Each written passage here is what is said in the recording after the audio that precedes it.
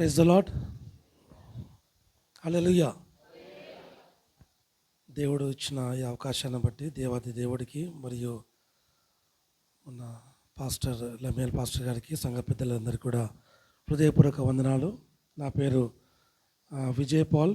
ఇక్కడ చాలామందికి నేను తెలిసే ఉంటుంది. ఒక 6 years బ్యాక్ వచ్చాను గాంధీనగర్లో ఉన్నప్పుడు. తర్వాత మరలా ఇప్పుడు వస్తున్నాను అనమాట. సో అయ్యగారు చెప్పినట్టు నేను ఇక్కడే పుట్టి పెరిగాను. 2020 సంవత్సరం నుండి మరి కడప ప్రాంతంలో, రాయలసీమ ప్రాంతంలో అక్కడ పరిచర్య చేస్తున్నాను. 2018లో దేవుడు మరి రాయలసీమ ప్రాంతానికి వెళ్ళి పరిచర్య చేయమని చెప్పినప్పుడు నాకు ఇష్టం లేకుండే, అసలు ఆ ప్రాంతానికి వెళ్ళాలని ఇష్టం లేదు.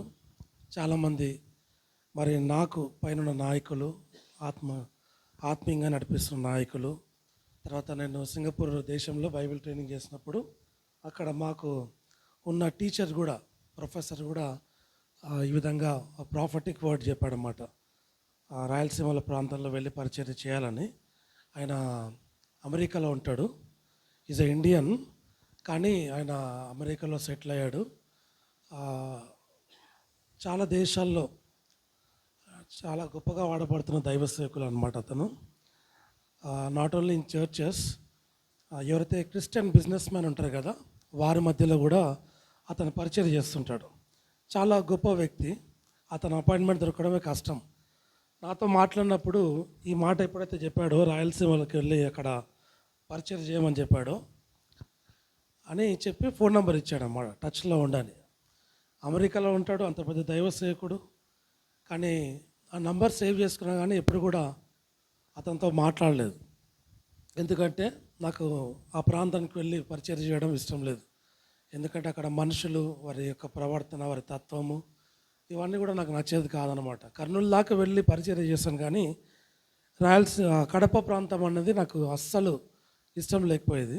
కానీ దేవుడే లాక్డౌన్కి ముందు అక్కడ తీసుకెళ్ళాడు. మా వైఫ్కి అక్కడ ట్రైనింగ్ ఉండే, తను సిహెచ్ఓ కమ్యూనిటీ హెల్త్ ఆఫీసర్గా అక్కడ ట్రైనింగ్ ఉండనమాట. ట్రైనింగ్ అప్పుడు వెళ్ళాను. తను డ్రాప్ చేసి వద్దామనుకున్నాను, కానీ అప్పుడే లాక్డౌన్ స్టార్ట్ అవడం వల్ల నేను అక్కడ నేను లాక్ అయిపోయాను అనమాట. దేవుడు నన్ను అక్కడ లాక్ చేసి ఉంచాడు. అప్పుడు పరిచర్య స్టార్ట్ అయిందనమాట. అప్పటి నుంచి ఇంకా అక్కడే పరిచర్య చేస్తున్నాను. మధ్యలో హైదరాబాద్కి రావడం పోవడము అలా జరుగుతూ వచ్చింది.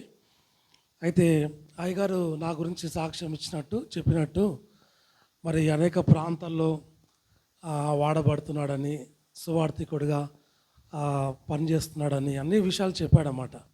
సో దానికి one of the main reason ఏంటంటే లెమెల్ పాస్టరే, ఆయన్నే. సో ఇవంతా ఇంత చెప్పాడు కదా, క్రిస్మస్ టైంలో సువార్త అని, తర్వాత అన్ని ప్రాంతాల్లో సువార్త అని, ఇవన్నిటికీ ముఖ్యం ఏంటంటే, ముఖ్యంగా సువార్త పరిచర్యలో ఈ విధంగా వాడబడ్డానికి కారణం ఏంటంటే లెమెల్ పాస్టర్ అనమాట. నేను 2014లో 14కి ముందు నేను ఎక్కువ హీలింగ్ డెలివరెన్స్ మినిస్ట్రీలో నేను వాడబడ్డాను. కర్నూలు ప్రాంతంలో దేవుడు వాడుకున్నాడు. ఆ తర్వాత సువార్త పరిచర్య 2015లో మొదటిసారిగా మరి లెమెల్ పాస్టర్ ఇంకా కొంతమంది దైవ సేవకులతో పాటు పంజాబ్ రాష్ట్రానికి వెళ్ళాము. సో నేను చిన్నవాడిని, ఇప్పుడు నాకు 40 years. సో 2015 అంటే మైనస్ చేయండి, ఎంత? 30 years, 29-30 years. సో 30 years అంటే చాలా చిన్నవాడిని అనమాట.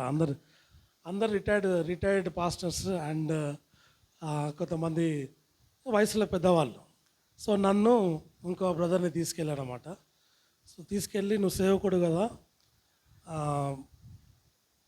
వీధిలో సువార్తకు వెళ్ళినప్పుడు వాక్యం చెప్పంటే ఏం చెప్పాలో, వాక్యం ఏం చెప్పాలి, పేరుకు సేవకుడిని అంటే హీలింగ్ డెలివరెన్స్లో ఉండే, కానీ గాస్పల్ గురించి చెప్పే అది తెలియదు అన్నమాట నాకు.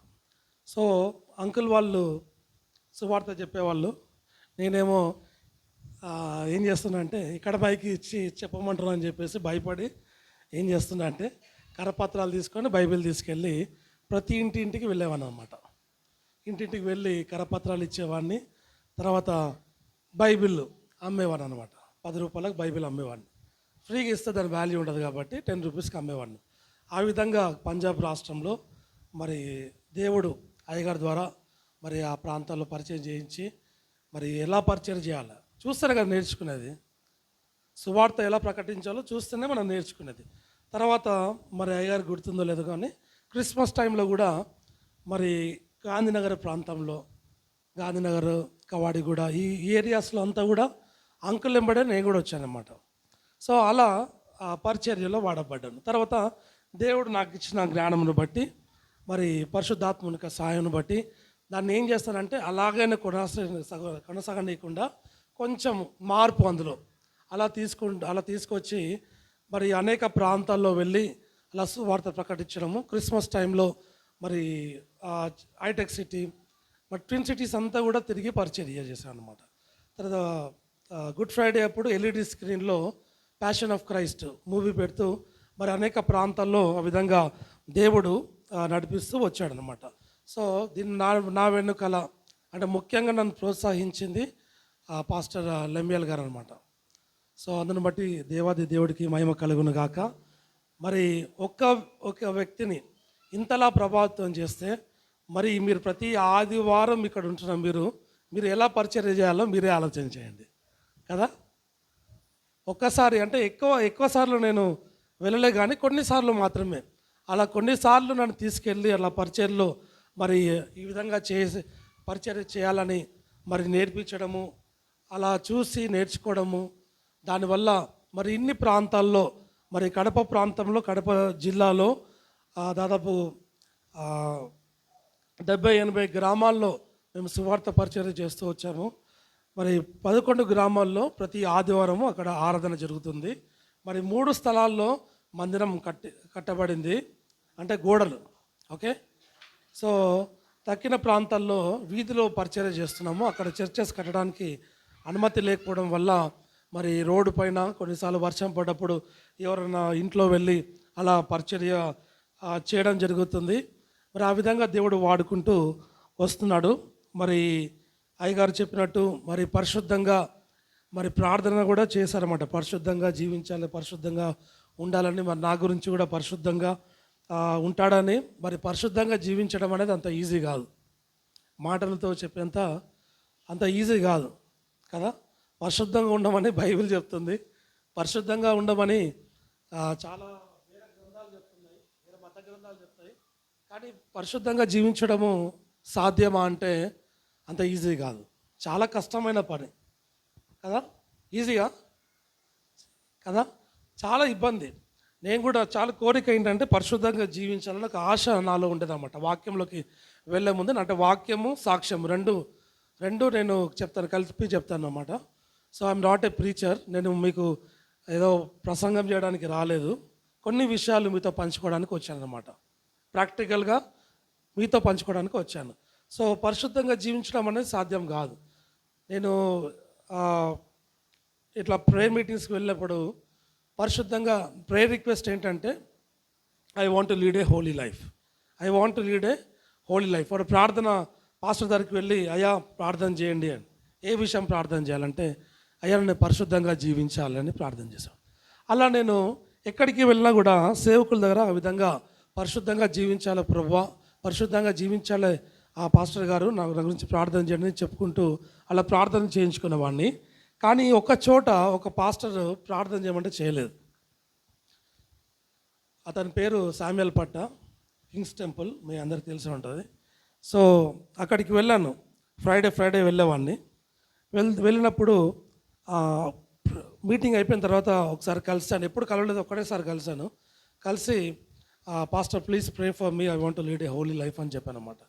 చెప్పిన వెంటనే no I will not pray for you అనండి. నేను నీ గురించి నేను ప్రార్థన చేయనంటే నాకు వెంటనే ఏంది, నేను ఈ పాస్టర్ నేను ఏం అడిగాను? ఒక ఉద్యోగం గురించి అడిగానా, లేకపోతే పెళ్లి గురించి అడిగానా, లేకపోతే వాహనం గురించి అడిగానా? ఏం అడిగాను? నేను అడిగింది ఒకటే, నేను పరిశుద్ధంగా జీవించాలని. ఆయన ఏమో నేను వెంటనే ఏమన్నాడు అతను, నేను ప్రార్థన చేయను అని చెప్పాడు అనమాట.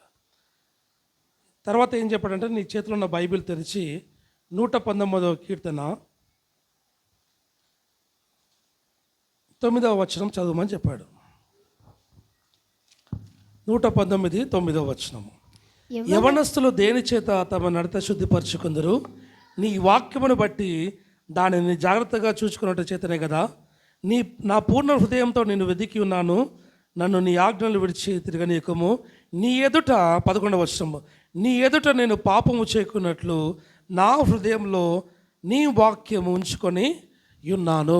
నా హృదయంలో నీ ఎదుట నేను పాపము చేయకున్నట్లు నా హృదయంలో నీ వాక్యము ఉంచుకొని ఉన్నాను. ఈ వాక్యము అతను నాతో చదివిపించాడు అనమాట. వెంటనే నా మనోనేత్రాలు తెరవబడ్డాయి, నా కళ్ళు తెరవబడ్డాయి అనమాట.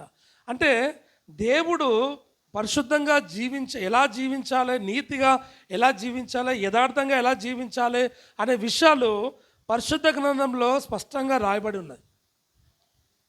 అయితే ఎలా జీవించగలుగుతామంటే కేవలము దేవుని వాక్యము ద్వారా. అందుకే కీర్తనలో గ్రంథములో 150 కీర్తనలు ఉన్నాయి. 150 కీర్తనలో మొదటి కీర్తన మనందరికీ తెలుసు. ఎవరిని నిలబడి చెప్పమంటే చెప్పేస్తారన్నమాట, అందరికీ తెలుసు నా వాక్యమే.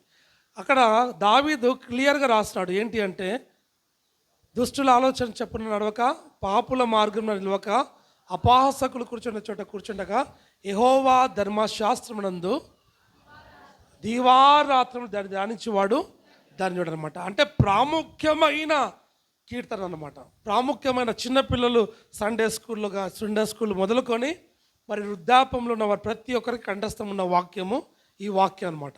అంటే దుష్టుల ఆలోచన చెప్పున నడవక, పాపుల మార్గంలో నిలవక, దేవుని యొక్క వాక్యమును మనం ధ్యానించాలి. హల్లెలూయా. దేవుని యొక్క వాక్యమును మనము చదవాలి. ఎప్పుడైతే దేవుని యొక్క వాక్యము చదువుతామో, ఎప్పుడైతే దేవుని యొక్క వాక్యము మన హృదయంలో ఉంటుందో, అప్పుడు మనము పరిశుద్ధంగా జీవించవచ్చు, ప్రతి శోధన మనము జయించవచ్చు. ఆ విధంగా ఆ రోజు ఆ పాస్టర్ గారు మాట్లాడిన దాన్ని బట్టి దేవుడు మరి నా జీవితంలో వాక్యం ద్వారా నా జీవితాన్ని సరి చేసుకుంటూ వస్తున్నాను. అంటే దేవునికి ప్రార్థించకూడదా, పరిశుద్ధంగా ఉండాలి, నీతిగా ఉండాలంటే 100% ప్రార్థన చేయాలి, ప్రార్థన అడగాలి, దేవుణ్ణి అడగాలి. కానీ మనం ఏం చేయాలంటే వాక్యము చదవాలి. ఎప్పుడైతే వాక్యము చదువుతామో, ఈ వాక్యము ఎప్పుడైతే మన హృదయంలో ఉంటుందో, మనము పాపము చేయలేము, పాపంలో పడలేము. పాపంలో ఇంకా నువ్వు బలహీనంగా ఉన్నావు అంటే, ఇంకా నువ్వు పాపంలో పడుతున్నావు అంటే వాక్యమును సరిగా చదవట్లేదు, వాక్యమును ధ్యానించట్లేదు. నీ హృదయంలో వాక్యము లేదు కాబట్టి ఇంకా నీ జీవితంలో పొరపాట్లు ఉంటాయి, ఇంకా నీ జీవితంలో తప్పులు చేస్తున్నావు, ఇంకా నువ్వు పాపంలో జీవిస్తున్నావు. అందుకే ఆ కీర్తన 19వ కీర్తన అంతా కూడా వాక్యం గురించి ఉందన్నమాట. వాక్యంలో ఉన్న శక్తి గురించి ఉంది. వాక్యం చదివితే ఏమవుతుంది, వాక్యం ఏం చేస్తుంది, నీ బ్రతుకుని ఏం చేస్తుంది, నీ శరీరాన్ని ఏం చేస్తుంది, నీ ఆత్మని ఏం చేస్తుంది, అన్నీ కూడా 119వ కీర్తనలో రాయబడి ఉన్నాయి అనమాట. అందుకే ప్రియులరా, మరి వాక్యాన్ని మనము ఎక్కువగా చదవాలి. ఎప్పుడైతే వాక్యాన్ని మనం ఎక్కువగా చదువుతామో, ధ్యానిస్తామో, అప్పుడు ఈ శోధనలన్నీ కూడా మనము జయించవచ్చు అనమాట. అందుకే యేసుక్రీస్తు ప్రభుల వారు బాప్తీసం పొందిన తర్వాత 40 రాత్రులు 40 దినములు ఉపవాసం ఉన్న తర్వాత మరి ఆఖరి దినమున మరి అపవాదైన సాతాను యేసు ప్రభు శోధించినప్పుడు ఎలా జయించాడు సాతాన్ని? ఎలా? వాక్యం ద్వారానే సాతాన్ని జయించాడు అనమాట. వాక్యం ద్వారా సాతాన్ని జయించాడు. సో వాక్యం ద్వారా మనము సాతాన్ని జయించవచ్చు. హల్లెలూయా, హల్లెలూయా. దేవుడి మాటలు దీవించును గాక. ఇప్పుడు వాక్యంలోకి వెళ్దాం.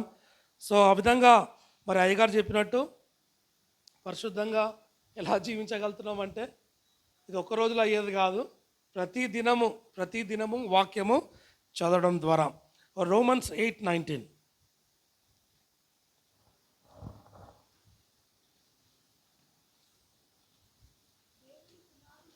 దేవుని కుమారుల ప్రత్యక్షత కొరకు సృష్టి మిగుల ఆశతో తేరి చూచుచు కనిపెట్టుచున్నది. ఏలైనగా సృష్టి నాశనమునకు లోనైన ధ్యాసములో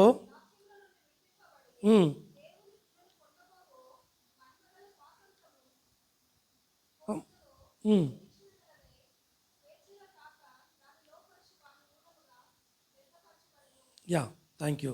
ప్రార్థన చేసుకుందాం ఒక మాట. జీవముగల తండ్రి, పరిశుద్ధమైన దేవా, నీకు స్తోత్రాలు ప్రభా. దేవా తండ్రి, ఈ దినమునైనా తండ్రి దేవానైనా నాతో మా అందరితో ప్రభా నీ వాక్యం ద్వారా హెచ్చరించండి, బలపరచండి ప్రభా తండ్రి. దేవా మా జీవితంలో నువ్వైతే ఏదైతే కోరుతున్నావో దేవా అది మాకు తెలియజేయమని వేడుకుంటాను ప్రభా. నీ ఆత్మ కార్యము తండ్రి దేవా ఈ స్థలంలో జరిగించమని వేడుకుంటాను ప్రభా.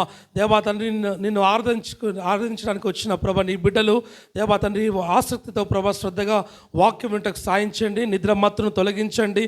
యేసు నామములో చీకటి సాతాను కార్యాలన్నీ బంధిస్తున్నాం నైనా. దేవా పరిశుద్ధాత్మ దేవుడ ప్రతి ఒక్క బిడ్డను మీరు తాకుమని యేసు నామములో ప్రార్థిస్తున్నాను తండ్రి. ఆమెన్. హల్లెలూయా, హల్లెలూయా. ప్రియులరా, దేవుని యొక్క వాక్యము ఇక్కడ అపోస్తలుడైన పౌలు చెప్తున్నాడు ఏంటంటే, దేవుని కుమారుల ప్రత్యక్షత కొరకు సృష్టి మిగుల ఆశతో తేరి చూచి కనిపెట్టుచున్నది. సృష్టి మిగుల దేవుని కుమారుల ప్రత్యక్షత కొరకు. ఇక్కడ ఎంతమంది బాప్తిజం తీసుకున్నారు? బాప్టిజం తీసుకున్న వాళ్ళు ఎంతమంది? ఆత్మచేత నింపబడ్డవారు ఎంతమంది? పరిశుద్ధాత్మచేత నింపబడ్డవారు ఎంతమంది?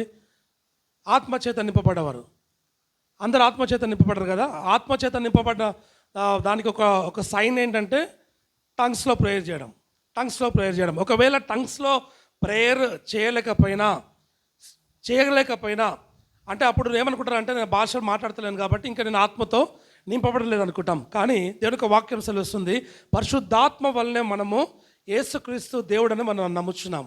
పరిశుద్ధాత్మ సాయంతో నువ్వు బాప్తిజం తీసుకున్నావు, నువ్వు చర్చికి వస్తున్నావు అంటే పరిశుద్ధాత్మ దేవుడు నీలో ఉన్నాడు. ఒకవేళ నువ్వు భాషలో నువ్వు మాట్లాడలేకపోయినా పర్లేదు, కానీ దేవుడు ఒకవేళ నీకు వరం ఇవ్వాలనుకుంటే ఇస్తాడు. నీ లోపల ఆ ఆసక్తి ఉంటే దేవుడు తప్పకుండా ఆ భాషలో వరం ఇస్తాడు.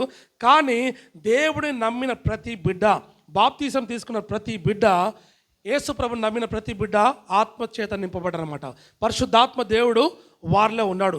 అందుకే పౌలు పత్రికల్లో ఏమంటుంటాడంటే, మీ దేహము దేవుని ఆలయము, పరిశుద్ధాత్మ దేవుడిని మీరు దుఃఖపరచకూడదు అని చెప్తుంటాడు. ఎందుకంటే ఈ దేహంలో ఎవరున్నారు?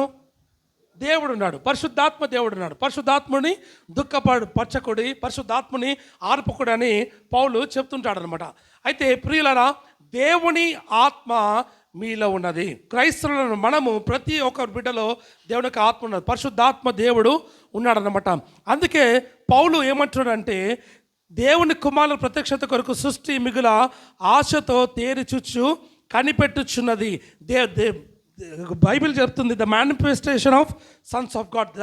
The creation is eagerly waiting for the manifestation of Sons of God. దేవుని కుమారుల ప్రత్యక్షత కొరకు సృష్టి మిగుల వేచి చూస్తున్నారన్నమాట. ఎవరు వేచి చూస్తున్నారు? సృష్టి అంతా కూడా, ఈ భూమి, ఆకాశము, మనుషులు, ఈ లోకంలో సమస్తము దేవుని కుమారుల అంటే నా ప్రత్యక్షత కొరకు వారు వేచి ఉన్నారు. అయితే మనము ఏం చేస్తుంటామంటే, మనుషులు దేవుని నమ్మిన బిడ్డలు కూడా ఇంకా పాలు తాగే పిల్లల వల్లే, పసి పిల్లల వల్లే, ఎవరు నన్ను ఈ కష్టం నుంచి విడిపిస్తారు, ఎవరు నన్ను స్వస్థపరుస్తారు, ఎవరు నా జీవితాన్ని బాగు చేస్తారు, ఎవరు నా అప్పులు తొలగిస్తారు, ఎవరు నన్ను బాగు చేస్తారు అని మనం ఇంకా మనుషుల చుట్టూ తిరుగుతుంటాము, దైవ సేవకుల చుట్టూ తిరుగుతుంటాము. మంచిదే, ప్రార్థన చేయించుకోవడం మంచిదే. కానీ నీవు నమ్మిన దేవుని బిడ్డగా దేవుడు నీకు అధికారం ఇచ్చాడు. దేవుడు నిన్ను ఒక ప్రత్యేకమైన స్థితిలో ఉంచాడనమాట. ప్రత్యేకంగా నిన్ను మార్చుకున్నాడు. దేవుని ఆత్మ నీలో ఉంచాడు. దేవుని ఆత్మ నీలో నుండి బయలుపడాలని దేవుడు మిగిలిన ఆశతో చూస్తున్నాడనమాట. ఈ సృష్టి అంతా కూడా దాస్యంలో ఉందన్నమాట, బంధకాలంలో ఉన్నది, పాపములో ఉన్నది, చీకట్లో ఉన్నది, మోసంలో ఉన్నది, అబద్ధంలో ఉన్నది, గుడ్డితనంలో ఉన్నది. అయితే ఈ గుడ్డితనంలో ఉన్న జీవిస్తున్న మనుషులు ఎప్పుడు దేవుని కుమారులు బయటికి వస్తారు, ఎప్పుడు నేను విడుదల పొందుతాను అని ఈ సృష్టి అంతా కూడా వేచి చూస్తుందన్నమాట. మనం సృష్టి అనేసరికి వెంటనే మనకు గుర్తు వచ్చేది ఏంటంటే, ఈ ఆకాశము, చెట్లు కదా, కొండలు, ఇవన్నీ మనకు సృష్టి అంటే అదే అనుకుంటాం కదా. అవును, నిజమే. ఈవెన్ ఈ క్రియేషన్ కూడా, ఈ యొక్క కొండలు కానీ, గుట్టలు కానీ, రాళ్ళు కానీ, చెట్లు కానీ అన్నీ మన ప్రత్యక్షత కొరకు చూస్తున్నాయి. ఎప్పుడైతే ఆదాము అవ్వ పాపం చేస్తున్నారో అప్పుడు నేల శపించబడ్డది. అప్పటి నుంచి ఇప్పటి వరకు ఆ నేల మన నేల శపితమైనదే. అందుకే ఇంకా మనుషుల జీవితంలో రోగాలు ఉంటున్నాయి, అందుకే మనుషుల జీవితంలో కష్టాలు ఉంటున్నాయి, అందుకే మనుషుల జీవితంలో పాపాలు ఉంటున్నాయి. ఎందుకు అంటే ఈ నేల శపించబడ్డదన్నమాట. అందుకే ఈ సృష్టి అంతా కూడా వేచి చూస్తుంది, ఎప్పుడు వీళ్ళు ఎప్పుడు ప్రత్యక్షమవుతారు, ఎప్పుడు విడుదల కలుగుతుంది అని వేచి చూస్తుంది అన్నమాట.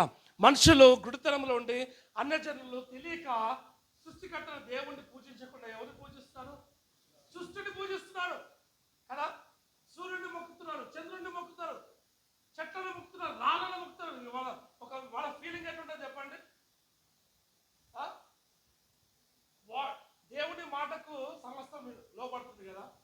కొండలు లోపడతాయి, ఎందుకంటే మనం అనుకుంటాం చెవులు లేవు అది అనుకుంటాం, కానీ దేవుడి క్రియేషన్ అంటే దేవుడు సృష్టించిన ప్రతిదీ కూడా దేవుని మాటకు లోపడతాయి. ఆయన మాటతో అలా ఏమైంది? ఎగ్జాంపుల్ న్యూ టెస్ట్మెంట్లో ఆయన మాట గద్దించినప్పుడు ఏమైంది? సముద్రము నిమ్మలమైంది, తుఫాను ఆగిపోయింది కదా, అవునా కదా? ఆయన ఎవరితో మాట్లాడాడు? సముద్రంతో మాట్లాడాడు, గాలితో మాట్లాడు, వర్షంతో మాట్లాడు. ఇవన్నీ కూడా దేవుని మాటలు వింటుండే. అయితే ఈ సృష్టి కూడా మిగిలిన ఆశతో వేచి చూస్తుందంటే ఎప్పుడు వీళ్ళు ప్రత్యక్షం అవుతారు, ఎప్పుడు వీళ్ళు ఈ చీకట్లో నుంచి, ఎప్పుడు వీరు దేవుని కుమారులుగా వీళ్ళు కనపరుచుకుంటారని సృష్టి అంతా కూడా వేచి చూస్తుంది అన్నమాట. అన్ని దేవుని స్తుతిస్తుంటాయి, అన్ని సమస్తము దేవుని స్తుతిస్తుంటాయి. ఆకాశ పక్షులు కానీ, ఈ చెట్లు కానీ, ఆ కొండలు కానీ, ఇవన్నీ కూడా. మనుషులేమో వాటిని మొక్కుతున్నారు, వాటిని పూజిస్తున్నారు, వాటిని మొక్కుతున్నారు, గుడితనంలో ఉన్నారు. ఎవరు అంటే వాళ్ళు అమాయకంలో ఉన్నారు. మనుషులు అమాయకంలో ఉండి తెలియక వారి మరణతో మూసుకపోయినాయి కాబట్టి వాళ్ళు వాటిని అన్ని పూజిస్తూ ఉంటారు. ఎందుకు అంటే దేవునికి దూరమైన మనుషులు వీళ్ళంతా కూడా. దేవునికి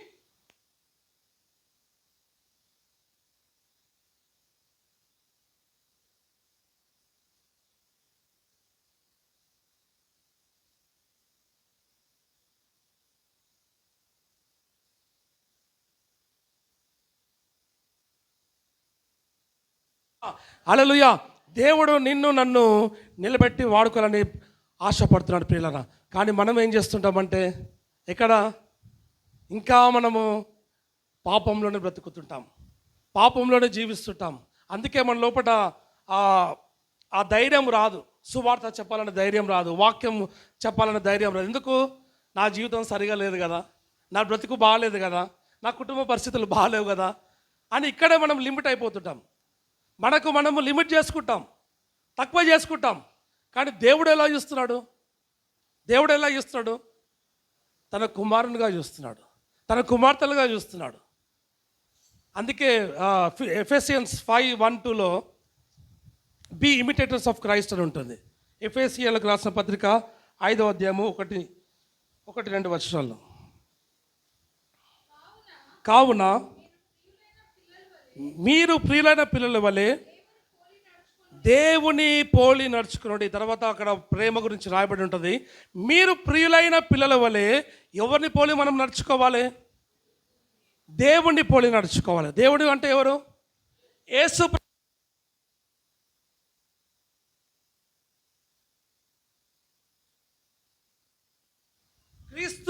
క్రీస్తుని మనము బయలుపరిచేవారుగా ఉండాలన్నమాట.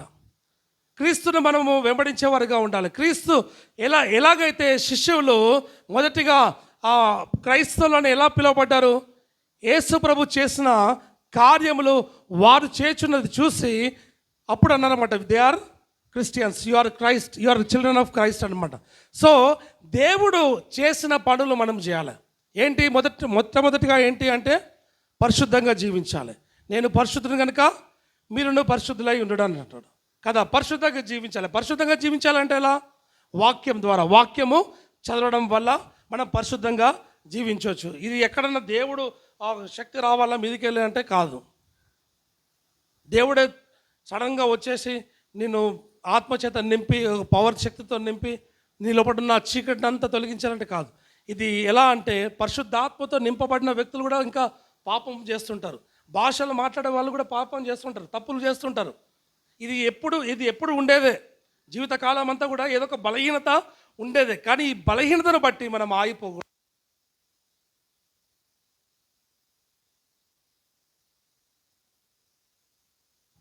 దేవుని యొక్క శక్తి మనము ఈ లోకంలో చూపించాలి.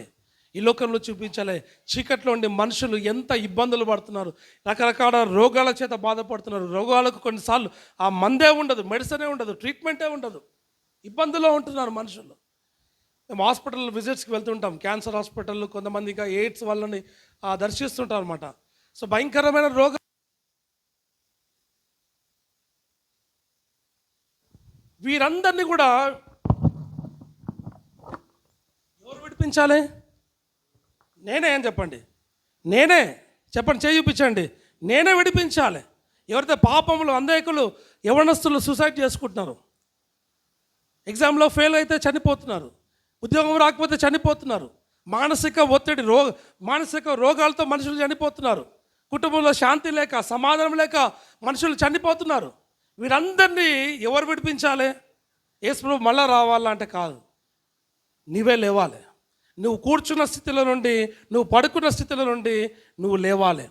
హల్లెలూయా. ఇదే దేవుడు కోరుకుంటున్నాడు అన్నమాట. ప్రియులారా, మనము దేవుని నమ్మిన బిడ్డలుగా ఇంకా ఇంకా పాలు తాగే పిల్లల వల్లే మనము అలా ఉండకూడదు. దేవుడు మరి ఏదో మామూలుగా ఏదో పరిచర్య పేరుకి పరిచర్య చేస్తున్న నన్ను దేవుడు ఈ విధంగా వాడుకుంటున్నాడు, ఈ విధంగా వాడుకుంటున్నాడు అంటే అది దేవునికి కృప అన్నమాట, దేవునిక శక్తి. మరి ఇంత గొప్ప దైవ సేవకుడిని కలిగి ఉన్న మీరు ఇంకా బలహీనంగా, ఇంకా మరి పాపములో జీవించడము, ఇంకా మరి శ్రమలలో ఉండడము అది మంచిది కాదు. శ్రమల నుంచి బయటపడాలి, పాపం నుంచి బయటికి రావాలి. ఎలా అంటే వాక్యం ద్వారా, ప్రార్థన ద్వారా ప్రతి శోధన మనము జయించవచ్చు ప్రియులరా.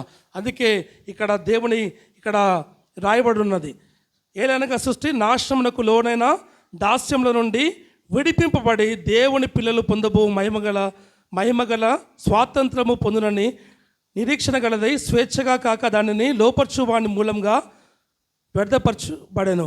అయితే సృష్టి అంతా కూడా నాశనానికి లోనైపోయింది. సృష్టి అంతా కూడా నాశనానికి లోనైపోయింది అనమాట. దాన్ని విడిపించాల్సిన బాధ్యత దేవుడు నీకు నాకు ఇచ్చాడు. అందుకే యేసు ప్రభు మత్తయి సువార్త 6వ అధ్యాయంలో అంటాడు, మీరు ఈ లోకానికి వెలుగై ఉన్నారని. మీరు ఈ లోకానికి వెలుగై ఉన్నారు. ఒక్కసారి చదువుకుందాం. మత్తయి సువార్త 5వ అధ్యాయము 16 వచనం, 14, 16.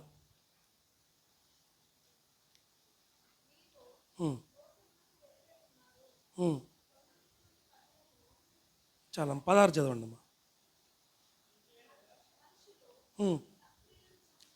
మనుషులు మీ సత్క్రియలను చూచి పరలోకమందున మీ తండ్రిని మహిమపరిచినట్లు వారి ఎదుట మీ వెలుగు ప్రకాశింపనీయుడి. మనుషులు మీ సత్క్రియలను చూచి పరలోకమందున మీ తండ్రిని మహిమపరిచినట్లు వారి ఎదుట మీ వెలుగును ప్రకాశింపనీయుడి. హల్లెలూయా. దేవుడు నన్ను వెలుగుగా చేశాడు.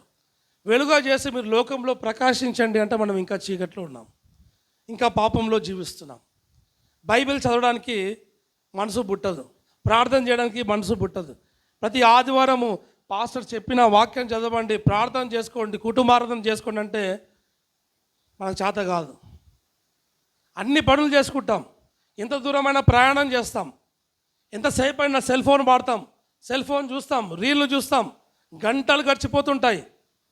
అదే సమయము వాక్యం చదవడానికి పెడితే నీ జీవితం ఎలా ఉంటుంది? మనం వెలుగా చేసినప్పటికీ కూడా మనం ఇంకా చీకట్లోనే బ్రతుకుతున్నాం, చీకట్లోనే జీవిస్తున్నాం.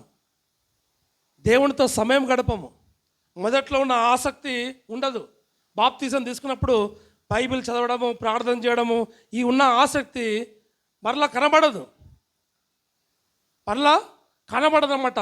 ఏ శక్తి అయితే మనల్ని బంధించి ఉంచిందో ఆ శక్తి దేవుడు ఆ శక్తి నుండి విడిపించిన తర్వాత ఇంకా మనుషులు పాపంలోనే జీవిస్తున్నారు, లోకంలోనే జీవిస్తున్నారు, పేరుకి క్రైస్తవులుగా బ్రతుకుతున్నారు, దేవుని బిడ్డలుగా బ్రతుకుతున్నారు. కానీ వారి లోపట విశ్వాసము లేదు. ప్రియులరా, మనము పాపంలో పడ్డానికి కారణాలు మనకు తెలుసు. నువ్వు ఎక్కడ బలహీనుడువో, నువ్వు ఎక్కడ వీక్గా ఉన్నావో నీకు తెలుసు. ఎక్కడ నేను సాతాను బంధిస్తుందో నీకు బాగా తెలుసు. నువ్వు దాన్ని గుర్తెరిగి ఆ దాంట్లో నుంచి నువ్వు బయటపడాలి. నువ్వు ఎప్పుడైతే నువ్వు బయటపడతావో అప్పుడు దేవుడు నిన్ను నిలబెట్టి వాడుకుంటాడు. ప్రియులరా, మనం ఇంకా పాపంలో ఉంటే కష్టం. సృష్టి అంతా కూడా నీ గురించి వెయిట్ చేస్తుంది, నీ గురించి వెయిట్ చేస్తుంది. ఎప్పుడెప్పుడు ఈ మనిషి లేస్తాడా, ఎప్పుడెప్పుడు బయటికి వస్తాడా, ఎప్పుడెప్పుడు ఈ వ్యక్తి మనుషుల గురించి ప్రార్థన చేస్తాడు, ఎప్పుడెప్పుడు రోగులను స్వస్థపరుస్తాడు, ఎప్పుడెప్పుడు దయ్యాలు వెలగొడతాడు, ఎప్పుడెప్పుడు అద్భుతాలు చేస్తాడు, ఎప్పుడెప్పుడు ఆశ్చర్యకార్యాలు చేస్తాడు, ఎప్పుడెప్పుడు దేవుడు శక్తి చూపిస్తాడని సృష్టి అంతా కూడా వేచి చూస్తుంది. మనమేమో ఇంకా మనము చిన్నపిల్లల్లాగా ఉన్నాం. ప్రభు వాక్యము ఎన్నిసార్లు విన్నప్పటికీ కూడా మనకి ఇంకా మన బ్రెయిన్లో పోవట్లేదు అన్నమాట. వాక్యం మన హృదయంలోకి వెళ్ళట్లేదు. అదే స్థితిలో కనబడుతున్నాం మనం. కానీ దేవుడు అది ఎంత మాత్రం మెచ్చాడు ప్రియులారా, ఎంత మాత్రము మెచ్చాడు. దేవునికి సమయం ఇవ్వాలి, ప్రార్థనలో సమయం గడపాలి, భాషల్లో ప్రార్థన చేయాలి. హల్లెలూయా, హల్లెలూయా. భాషలు దేవుడు ఒకవేళ మీకు భాషలు మాట్లాడే కృపావరము ఇచ్చినట్లయితే కనీసం 3 గంటలు ప్రార్థన చేయాలి. 3 గంటలు చేయకపోయినా గంట సేపన్నా ప్రార్థన చేయండి. భాషలు చూపించాడు, ఒకసారి చేయి చూపిస్తారా? ఎంతమంది భాషలు వరంతో ఉన్నారు? లేపండి, సిగ్గేందుకు, గట్టిగా చూపించండి, లేపండి. కనీసం గంట సేపన్నా ప్రార్థన చేయాలి భాషల్లో. చాలామంది పెద్ద పెద్ద సేవకులు ఉంటారు, మనం టీవీలలో చూస్తాము, పెద్ద మహాసభలు. వాళ్ళ సీక్రెట్ ఏంటంటే వాళ్ళు ఎక్కువసేపు భాషల్లో మాట్లాడతారు. దినకరన్ గారు 8 గంటలు మాట్లాడేవాడంట భాషల్లో. 8 అవర్స్ మాట్లాడేవాడంట. ఇంకా కొంతమంది ఉన్నారు 3 గంటలు తక్కువ చేయకుండా మాట్లాడతారు. 3 hours they pray in tongues. ఆత్మచేత నింపబడతారు. సో దేవుడు మీకు ఆ కృపావరం ఇచ్చినప్పుడు మీరు దాన్ని అణచివేయొద్దు. హల్లెలూయా. భాషల్లో ఎక్కువసేపు మాట్లాడాలి, దేవుడు అద్భుతాలు చేస్తాడు. హల్లెలూయా. నేను భాషలు నాకు రావు, దేవుడు ఆ వరం ఇయ్యలేదు అనుకుంటే ఇంకా దేవుడు స్టిల్ వాడుకుంటాడు. దేవుడు నిన్ను వాడుకుంటాడు. ఎప్పుడు? నువ్వు ఉపవాసం ఉండి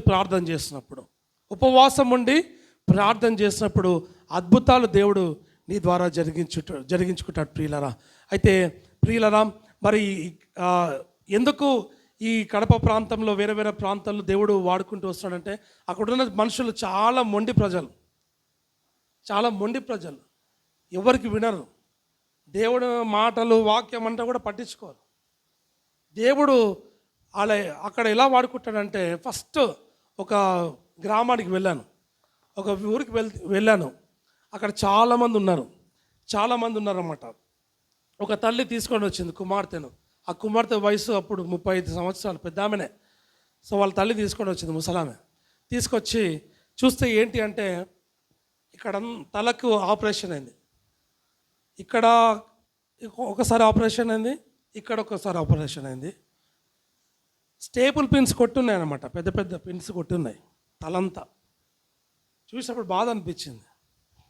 ఏంటమ్మా దేని గురించి ప్రార్థన చేయాలంటే, చూపు పోయింది సార్ అన్నది. కంటి చూపు పోయింది అని చెప్పిండే. ఎందుకు? కింద పడ్డము, తర్వాత దాన్ని పట్టించుకోకపోవడము, అలా ఉండి చాలా రోజులున్న తర్వాత మెల్లిగా ఈ బ్లైండ్నెస్ వచ్చేసింది. సో ప్రార్థన చేస్తాను, విశ్వాసంతో ప్రార్థన చేస్తాను. డాక్టర్స్ రిపోర్ట్ తీసుకొచ్చిండే. వెంటనే నాకు తెలిసిన డాక్టర్ ఉంటే ఫోటో తీసి పంపిస్తే చెప్పిండే. డాక్టర్ అన్నాడు, ఆమెకి జీవితంలో ఇంకా చూపు రాదని చెప్పిండే. ఆ నర్వ్స్ అన్నీ డ్రై అయిపోయినాయని చెప్పి. తర్వాత ప్రార్థన చేసిన తర్వాత దేవుడు మొదటి వారంలో ఒక 20% విజన్ ఇచ్చాడన్నమాట. 20% విజన్ ఇచ్చాడు. తర్వాత ఆ 3 వారాలు 4 వారాలు అట్లా 3 నెలలు ప్రార్థన చేశాను. 3 నెలలు ప్రార్థన చేసిన తర్వాత ఆమె చూపు రిస్టోర్ అయింది. హల్లెలూయా, హల్లెలూయా. దేవుడు చేసిన కార్యం చూడండి. అంటే ఇక్కడ మన గొప్పతనం కాదు, మనం విశ్వాసంతో ప్రార్థన చేస్తే దేవుడు తప్పకుండా ఇస్తాడు. దేవుడు ఆ శక్తిని మనకి ఇచ్చాడు. మత్తయి సువార్త 16:18 ఎవరు తీయకండి. 16:18 ఏముంటుంది? సంఘము ఎదుట పాతాళ లోకపు ద్వారాలు నిలవనేరవని. సంఘం ఎదుట, ఒకవేళ తీస్తుంటే తీయండి, చదవండి. సంఘం ఎదుట పాతాళ లోకపు, ఒకసారి చదవండి ఒకసారి.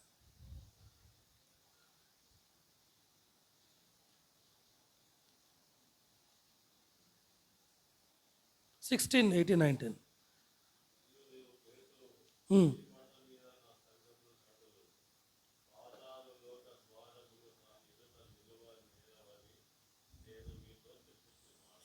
పరలోక రాజ్యం యొక్క తాళపు చెవులు నీకు ఇచ్చేదను. నీవు భూలోకమందు దేని బంధించదువో అది పరలోకమందు బంధింపబడను, భూలోకమందు దేని విప్పుదువో అది పరలోకమందు విప్పడని అతనితో చెప్పాను. ఇక్కడ 18వ వచనంలో బి భాగంలో చూసినట్టయితే, నా సంఘమును కట్టుదును, పాతాళ లోకపు ద్వారంలో దాని ఎదుట నిలవనేరవని నేను నీతో చెప్పుచున్నాను. అలా సంఘం ఎదుట పాతాళ లోకము. ఎవరు సంఘము?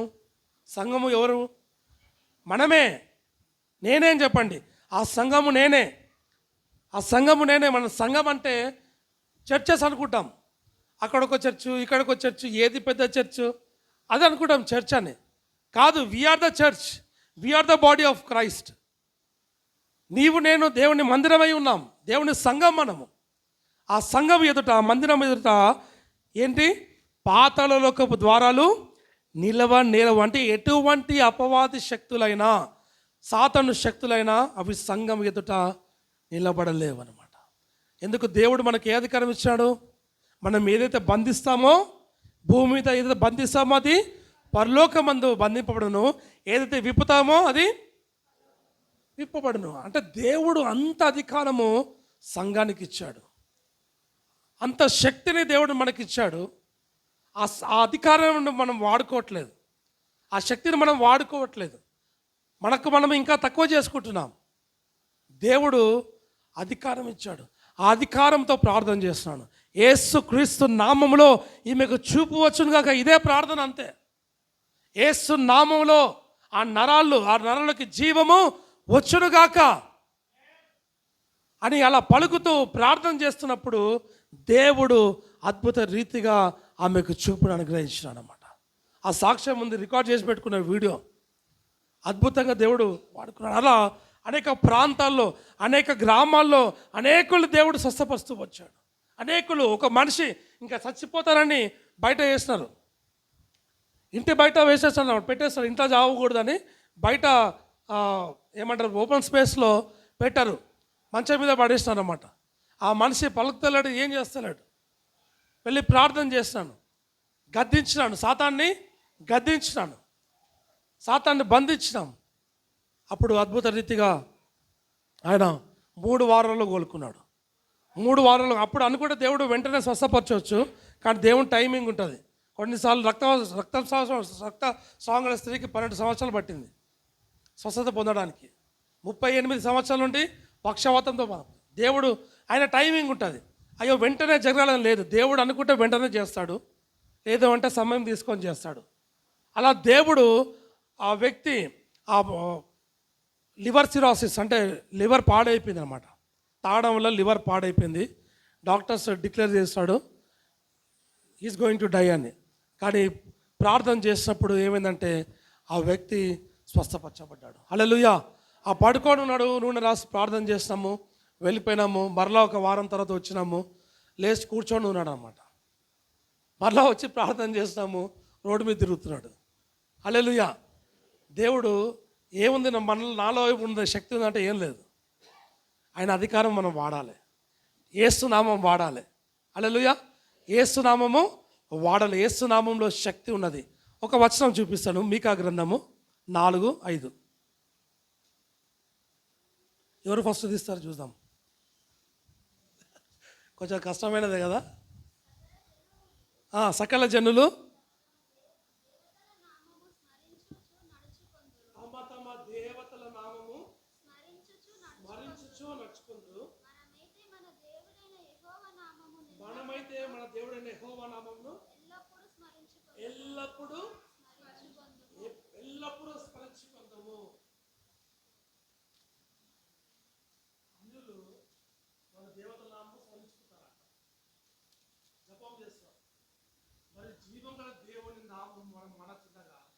జీవన దేవుడు మనకుండగా ఆ అబద్ధాన్నే వాళ్ళు నమ్ముతున్నారంటే, స్మరిస్తున్నారంటే మనం ఇంకా ఇంకెంత స్మరించాలి కదా. మనం ఏం చేయాలంట? మళ్ళీ చదవమా రెండో పాట. మనమైతే మన దేవుడైన యెహోవా నామమును ఎల్లప్పుడూ స్మరించుకుందాము. ఎల్లప్పుడూ స్మరించుకోవాలి నామము. ఆయన నామములో ఏమున్నది? శక్తి ఉన్నది. శిష్యులు ఎలా అద్భుతాలు చేస్తారు? యేసు ప్రభు నామములో వాళ్ళు దయ్యాలను వెలగొట్టారు. యేసు ప్రభు నామంలో వాళ్ళ మృతులను లేపారు. హల్లెలూయా, హల్లెలూయా. అపోస్తల కార్యము 3వ అధ్యాయంలో పేతురు యోహాను మందిరానికి వెళ్ళినప్పుడు పుట్టుకతో కుంటివాడున్నాడు. ఏం చేస్తారు? వెండి బంగారములు నా యొద్ద లేవు, కానీ యేసు నామంలో నీవు లేచి నడుమని చెప్పారన్నమాట.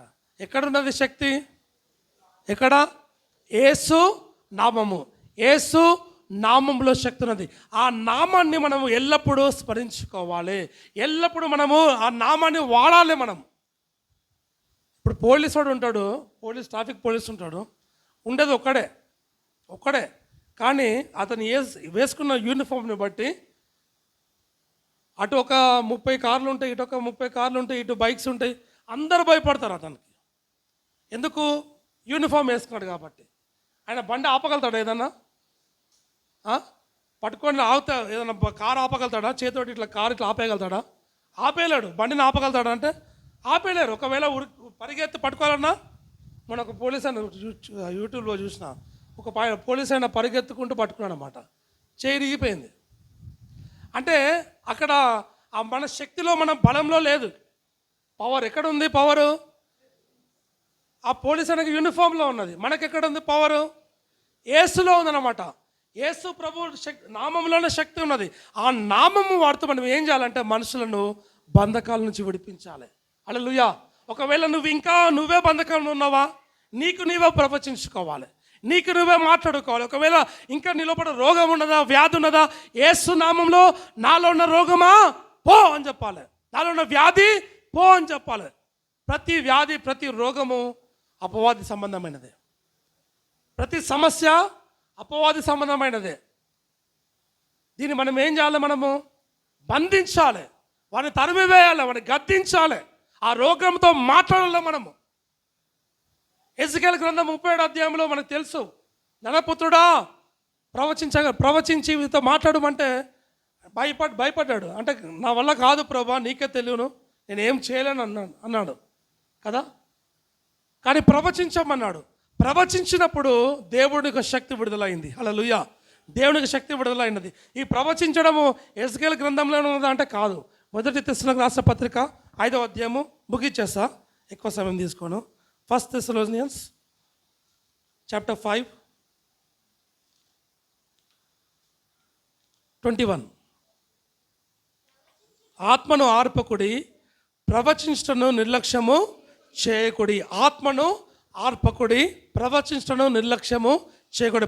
ప్రవచించడం నిర్లక్ష్యం చేస్తాం. అసలు ప్రవచించడం అంటేనే తెలియదు కొంతమందికి. ప్రార్థన అంటే చేస్తాం, ప్రార్థన అడుగుతాం, గంటలకు కొన్నిసార్లు ఏడ్చుకుంటూ ప్రార్థన చేస్తుంటాం, మంచిదే. సమస్య వచ్చినప్పుడు ప్రార్థన చేస్తారు. కానీ ఇక్కడ ప్రవచించడం నిర్లక్ష్యం చేయకుండా అని చెప్తున్నాడు. ప్రవచించడం అంటే యేసు నామాన్ని వాడుతూ నీ సమస్యతో మాట్లాడడము. నీ యొక్క బంధకాల నుంచి నువ్వు బయటపడాలంటే యేసు నామం వాడుతూ వాటి నుంచి నువ్వు బయటపడాలి. ఇది ప్రవచనం అనమాట. ఏ విధంగా అయితే ఎజెకియెలు ప్రవచించాడో ఆ విధంగా నువ్వు ప్రవచించాలి, నువ్వు మాట్లాడాలి. యేసు నామములో ఈ కార్యము నా జీవితంలో జరుగును గాక, అంతే పలకాలి, అంతే. యేసు నామములో ఈ రోగము పోవును గాక. ఎలా జరుగుతున్నాయి సేవకులు, ఎలా అద్భుతాలు చేస్తున్నారంటే గమనించారా మీరు ఎప్పుడన్నా? వాళ్ళ ప్రార్థన చూసారా? వాళ్ళు మోకరు నుంచి గంటసేపు ప్రార్థన చేసుకుంటారు అనుకుంటాం. పేషెంట్ ఒక రోగిని ముందు పెట్టుకొని యేసు ప్రభు ఎలా చేశాడు? మూగ చోటిదయమా పో అన్నాడు. అవునా కదా? పొమ్మంటే పోయింది, రోగం పొమ్మంటే పోతుంది. నీ రోగాన్ని నువ్వు ఉంచుకుంటావా, వెళ్ళగొడతావా అనేది నీ నాలుకలో ఉన్నది. అందుకే జీవ మరణము నాలుక వశము. ఒక నోటి ఫలం చేత వాని కడుపు నిండును, పెదవుల ఆదాయ చేత వాడు బ్రతుకును. ఎక్కడుంది జీవము? మన నాలుకలో ఉన్నది. పవర్ ఎక్కడుంది? టంగ్లో ఉన్నది. ఆ టంగ్కి పవర్ ఎట్లా వస్తుందంటే యేసు నామంలో వస్తుందన్నమాట. యేసు నామంలో ఇది జరుగును గాక అంటే జరుగుతుంది. హల్లెలూయా. ప్రియులరా, మనము క్రైస్తవులను మనము మన బంధకాల్లో ఇంకా పోరాడుతూ, ఇంకా అప్పుల బాధలు, ఇంకా శ్రమలు ఇవన్నీ ఉంటాయి. దేవుడు తప్పకుండా విడిపిస్తాడు. అందుకే దేవుడు మొదటి ప్రసంగంలోనే చెప్పినాడు ఏంటంటే, మీరు మొదట నీతిని రాజ్యాన్ని వెదుగుడి, మీకు అన్నీ ఇస్తా అన్నాడు. ఇంకా నీ సమస్య నుంచి నువ్వు బయటపడలేకపోతున్నావా? నువ్వు దేవుని సేవ చేయాలి, నువ్వు ప్రార్థన చేయాలి. దేవుడు నేను వాడుకోవడానికి ఇష్టపడుతున్నాడు. నువ్వు ఇంకా బలహీనంగా ఉంటే కష్టం. నీ సమస్య నుంచి నువ్వు బయటపడాలంటే నువ్వేం చేయాలా? ఇతరుల గురించి ప్రార్థన చేయాలి. యాకోబు పత్రికలో అందరికీ తెలిసిన వాక్యం 5:13-14 ఎవరైనా రోగి అయినడలా సంఘ పెద్దలను పిలిపింపలను వారు ప్రభు నామమున నూనె రాసి ప్రార్థన చేసేద్దరు. విశ్వాస ప్రార్థన రోగిని స్వస్థపరచునని రాయబడి ఉన్నది. మనము ప్రార్థన చేయాలన్నమాట. రోగుల దగ్గరికి వెళ్ళి ప్రార్థన చేయాలి. నా లోపలనే రోగం ఉంది కదా అనుకోవద్దు. అందుకే మనం ప్రార్థన చేయము. ఆ విశ్వాసం రాదు. ఎందుకంటే నా లోపలనే రోగం ఉంది కదా, నా లోపలనే షుగర్ ఉంది కదా, నాకే బీపీ ఉంది కదా, నాకే ఒళ్ళు నొప్పులు ఉన్నాయి కదా, నాకే మోకాళ్ళ నొప్పులు ఉన్నాయి కదా, నేను వెళ్ళి ప్రార్థన చేస్తే జరుగుతుందా కార్యం అనుకుంటాం. జరుగుతుంది తప్పకుండా. నువ్వు ప్రార్థన చేయి వేరే వాళ్ళ గురించి, నీకు స్వస్థతనిస్తాడు దేవుడు. కొంతమంది ఆపేస్తారు, పరిచయాన్ని ఆపేస్తారు. ఎందుకు? నేను ఇంకా సమస్యలు ఉన్నా కదా. దినకరన్ అంకుల్కి లేని రోగం లేదు. ఆయనకు lungs problem, heart problem, kidney problem, అన్ని సమస్యలే. ఏనాడు కూడా అతను పరిచర్యలో ఆగిపోలే. దేవుడు గొప్పగా వాడుకున్నాడు, అద్భుతంగా వాడుకున్నాడు అనమాట. అన్ని రోగాలు లోపల ఉన్నప్పటికీ కూడా దేవుడు వాడుకున్నాడా లేదా? వాడుకుంటాడు, తప్పకుండా వాడుకుంటాడు. సో నీ లోపల ఇంకా మీ జీవితంలో కుటుంబంలో కష్టం ఉన్నదని ఆగిపోకు. నువ్వు లేవాలి. లెమ్ము, తేజలిరుము, వెలుగుని మీదకి వచ్చినది. Arise and shine, arise and shine. నీ మీదకి వెలుగు వచ్చినది. ఆయన వెలుగు నీలో ఉన్నది, నీ మీద ఉన్నది. నువ్వేం చేయాలంటే నువ్వు లేచి దేవుని కొరకు నిలబడాలి. హల్లెలూయా. దేవుని కొరకు నిలబడాలి. రోగుల కొరకు ప్రార్థన చేయండి, సువార్త చెప్పండి, బయటికి వెళ్ళి యేసు ప్రభువుని చెప్పండి. ఒకవేళ నీకు తెలిసిన వారు నేను నమ్మట్లేదు, నీ మాట వినరేమో, బయటికి వెళ్ళు, చెప్పు, దేవుని సువార్త చెప్పు, దేవుని గురించి చెప్పు, యేసు నామములో ప్రార్థన చేయి, ఆ రోగం వల్ల ప్రార్థన చేయి. దేవుడు తప్పకుండా నిన్ను వాడుకుంటాడు. హల్లెలూయా, హల్లెలూయా.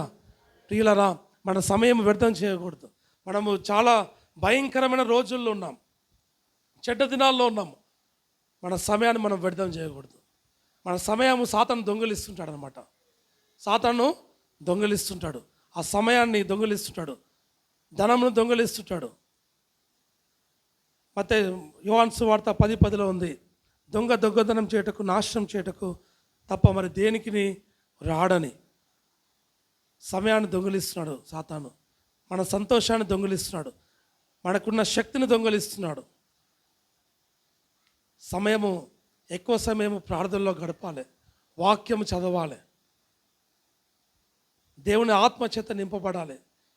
ఎవరైతే ఆత్మచేత నింపబడతారో దేవుడు వాడి ద్వారా అద్భుతాలు చేస్తాడు, ఆశ్చర్యకారాలు చేస్తాడు. ప్రియులరా, కాబట్టి ఎక్కువ సమయము దేవునితో గడుపు. సెల్ ఫోన్ పక్కన పెట్టేసేయాలి, సెల్ ఫోన్ రీళ్ళు పక్కన పెట్టేసేయాలి, కామెడీ షోలు పక్కన పెట్టేసేయాలి.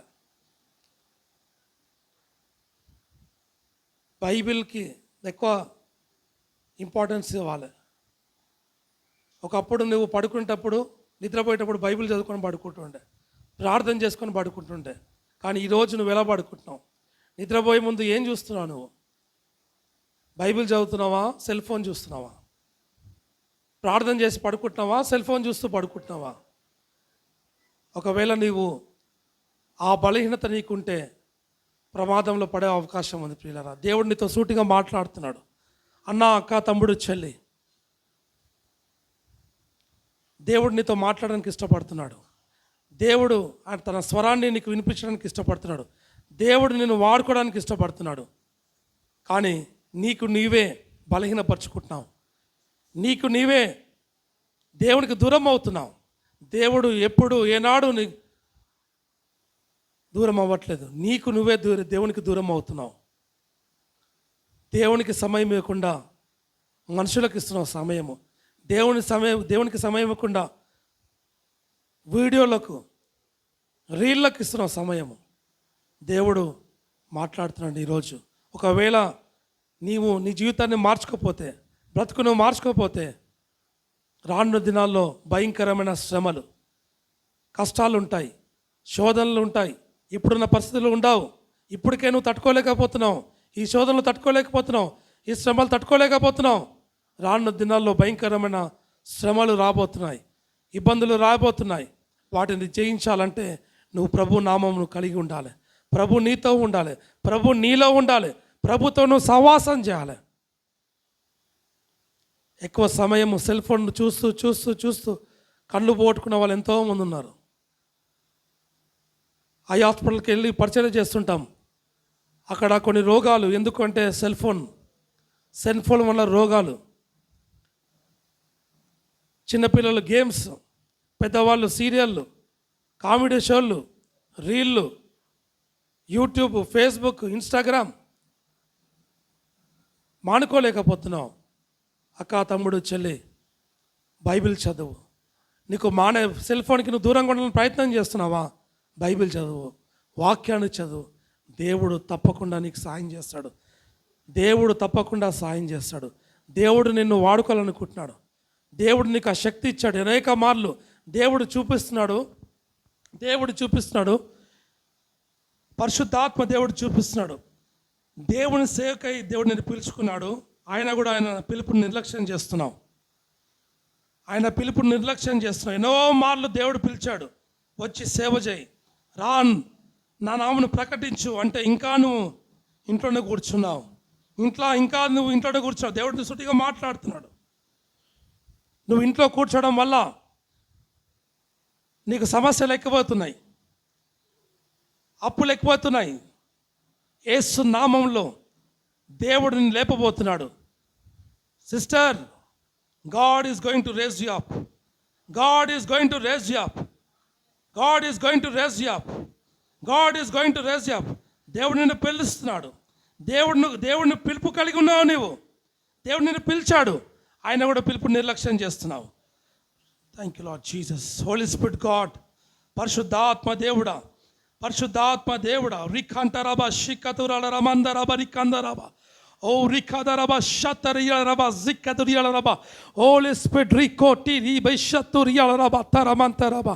పరిశుద్ధాత్మ దేవుడా, దేవా నైనా నీ పిలుపును నిర్లక్ష్యం చేసిన వారు దర్శించమని వేడుకుంటున్నాను. యేసు నామములో రీషతు రబా షికటిరియల రబా. Lord Jesus, raise up your daughter right now, Father God. Lord, bondages be broken. యేసు నామములో బంధకాలు, కట్లు తెగిపోవుడు గాక. ఇప్పుడే తండ్రి విడిపించండి ప్రభా.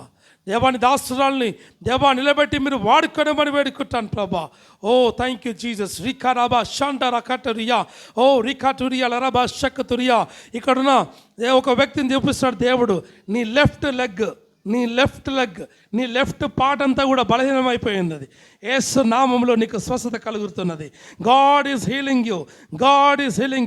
ఎవరైనా నేను చెప్పబడిన వారు, ఒకవేళ నీకు లెఫ్ట్ భాగంలో, ఎడమ భాగంలో, ఆ కాళ్ళు, ఆ చేతిలో బలహీనంగా ఉందో ఒకవేళ నీ చేయి చూపించు. యేసు ప్రభుని స్వస్థపరచిపోతున్నాడు. అందరు కళ్ళు మూసుకోండి. యేసు నామములో left leg. God is going to heal you right now. In the mighty name of Jesus. I speak healing to that leg. I speak healing to that hand right now. Let the resurrection power of Jesus Christ flow into that body right now. In the mighty name of Jesus. I bind the spirit of paralysis in the name of Jesus. Rakhaturaba shakaturiya lebrebeketeria remotorobo shaktiria lebrokoturia rementereka zakaturia rimesikiribo zikituria lebrokonduria oh shataraba oh rikataraba shakaturia oh somebody suffering with ear problem చెవు సమస్యతో ఉన్నావు యేసు నామములో నీకు స్వస్థత కలుగును గాక యేసు నామములో స్వస్థత కలుగును గాక